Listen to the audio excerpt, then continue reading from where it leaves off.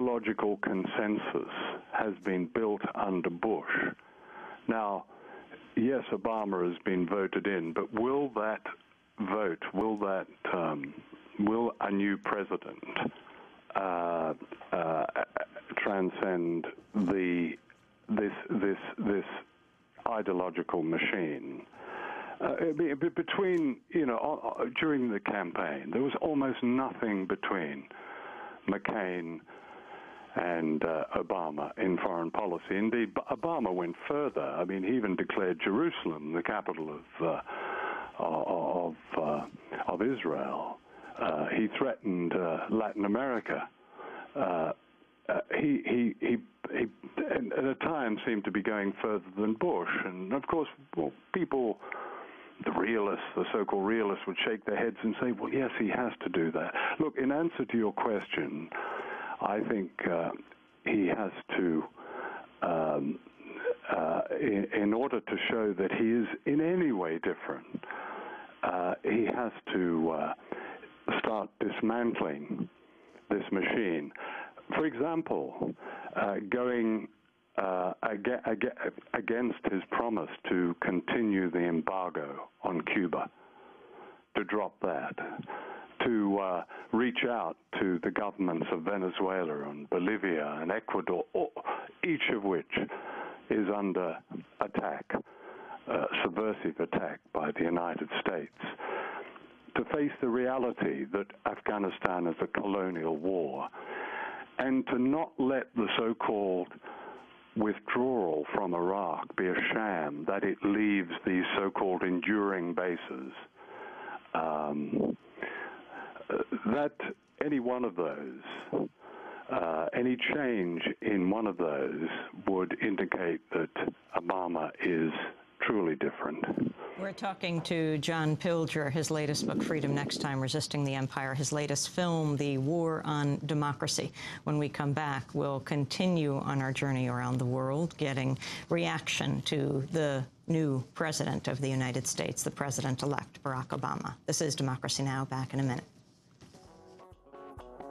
All around the world, we pray to see you lead us. Barack Obama, Barack Obama. We want to change, want to change. Barack Obama, Barack Obama.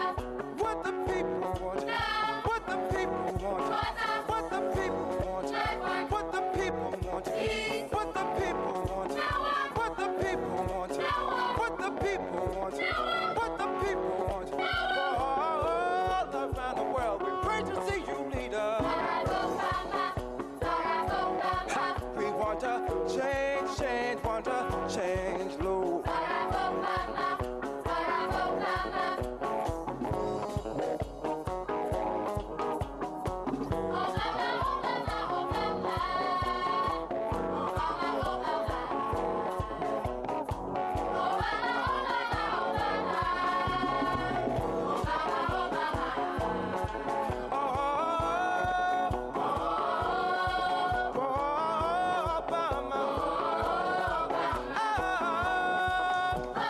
President-elect Barack Obama has inspired many songs around the world. This one, Afro-Obama, Cody Chestnut. This is Democracy Now!, democracynow.org, The War and Peace Report. We're broadcasting on over 750 stations on Pacifica and NPR, and low-power FM and college and community radio stations, on public access TV and PBS TV stations, and both TV satellite networks, Dish Network Channel 9415, Free Speech TV 9410, Link TV, and Direct TV Channel 375. And we're video and audio podcasting at democracynow.org live. We're also video streaming at commondreams.org. Other websites can pick us up, and our headlines are available in Spanish for any radio station to take, as over 200 are, also in transcript form at democracynow.org. We are traveling the globe today, getting response to the election of Barack Obama. His father from Kenya, his mother from Kansas. He was born in Hawaii, grew up in Indonesia and Hawaii.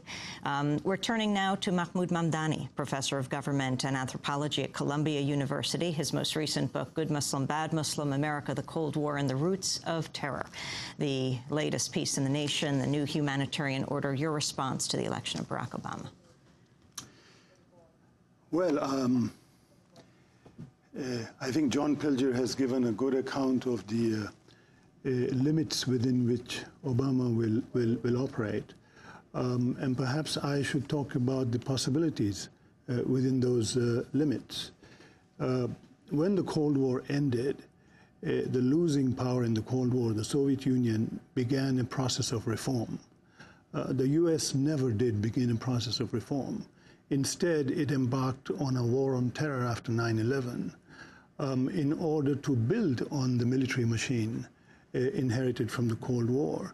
And the war on terror, we know, has been mainly an advertising campaign, a lethal advertising campaign. So I agree with Pilger that Obama's first task is going to be to cut through this ideological sham and to bring the American people to face realities. The most that Obama can contribute within the context of being the president of an imperial power is to recognize the changing world situation, to recognize that this is the end of the era of a single superpower, that the US will operate amongst several powers, that the US has to learn to live in the world rather than simply to occupy it. And I think there are several indications from the campaign. I mean, the campaign was full of extreme and contradictory promises and provocations. But if we look on the side of the promises, there are indications that this is within the realm of the possible. There is the discussion of the need to speak to the president of Iran without any preconditions. There is that remarkable primary debate with Hillary and Edwards, where a reporter asked the three of them who would Martin Luther King support on this day. And Hillary and Edwards responded by convincing the audience why King would have supported them. And Obama responded by saying King would not have supported anybody, that King would have organized his movement to push the winning candidate to pursue the objectives. Well, that's the real question now in the US today. There was a movement, a youth movement to elect Obama. Will that movement dissolve itself? Will that movement build itself now around the objectives for which it organized?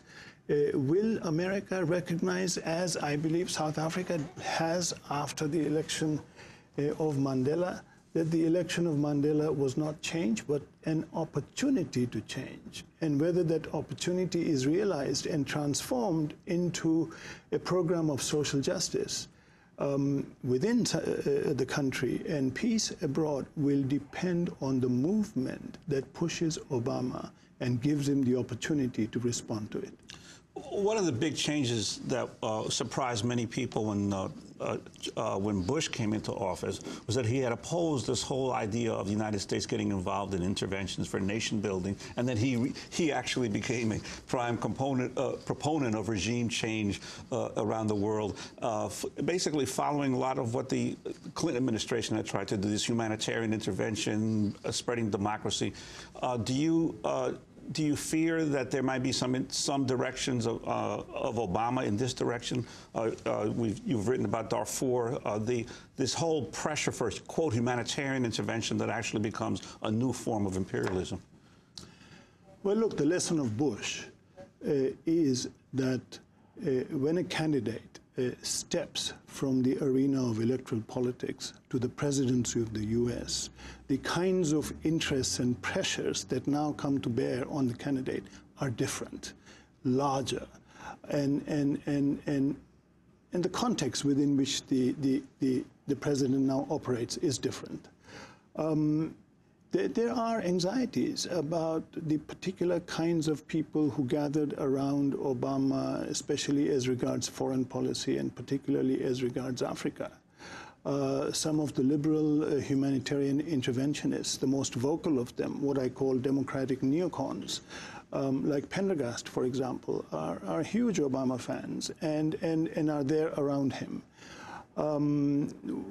Let me play for you a quote of the person closest to him, and that's Joe Biden, right, his vice president. Last month in the presidential debate, Gwen Ifill asked Joe Biden about his reputation as an interventionist and his support for sending U.S. troops to Darfur. I don't have a stomach for genocide when it comes to Darfur. We can now impose a no-fly zone. It's within our capacity. We can lead NATO if we're willing to take a hard stand. We can. I've been in those camps in Chad. I've seen the suffering. Thousands and tens of thousands of people have died and are dying. We should rally the world to act, and we should demonstrate it by our own movement to provide the helicopters to get those 21,000 forces of the